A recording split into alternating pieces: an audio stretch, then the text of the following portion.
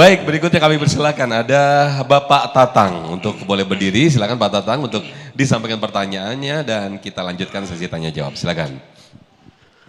Assalamualaikum warahmatullahi wabarakatuh. Saya Tatang Saputra, perwakilan dari Dewan Masjid Indonesia.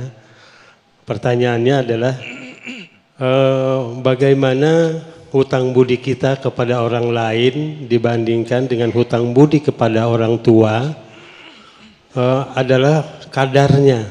Mana yang kita dahulukan? Kadarnya lebih tinggi yang mana? Ya. Demikian itu aja Ustadz. Assalamualaikum warahmatullahi wabarakatuh. Waalaikumsalam. Jadi skala prioritas begitu ya Pak ya, Pak Tatang kalau nggak salah ya. Silakan Ustaz. Ya. Baik, terima kasih Bapak atas pertanyaannya. Hadirin Bapak Ibu, para pemirsa Damai Indonesia TV One yang Allah muliakan. Tadi pertanyaannya sangat bagus ya.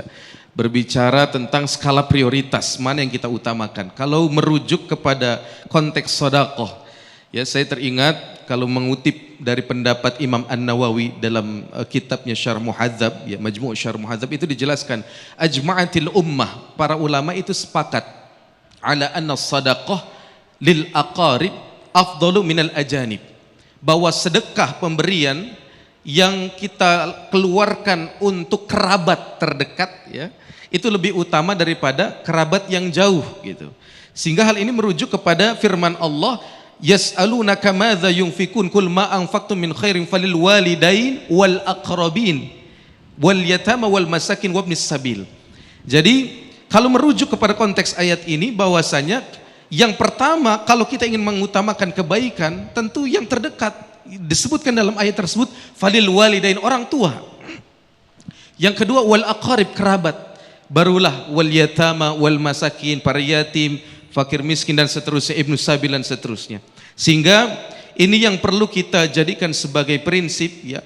Walaupun kalau kita bisa mendahulukan atau kalau bisa melakukannya secara bersamaan, tentu itu jauh lebih bagus. Tapi kalau dalam kondisi kita, mana yang lebih kita prioritaskan? Menurut pendapat ulama dan ayat Al-Quran berdasarkan firman Allah tadi, ya Pak ya. Jadi intinya bagaimana kita mengutamakan orang terdekat. Kalau orang tua tentu, apalagi orang tua yang luar biasa, begitu banyak jasanya, kalaupun kita bayar mungkin tidak terbayar. Tapi bagaimana kita istiqomah melakukan kebaikan itu, kita mengundang rahmat Allah. Kenapa? Karena kata Allah, inna rahmatallah qaribum minal muhsinin. Sesungguhnya rahmat Allah itu sangatlah dekat terhadap orang-orang yang berbuat kebaikan. Wallahu a'lam bishawab. Masya Allah, terima kasih Ustaz Fauzan. Ini menjadi motivasi untuk kita semuanya untuk tetap memberikan atau berbuat kebaikan. Karena dengan perbuatan baik kita, insya Allah rahmat Allah akan selalu dekat dengan kita.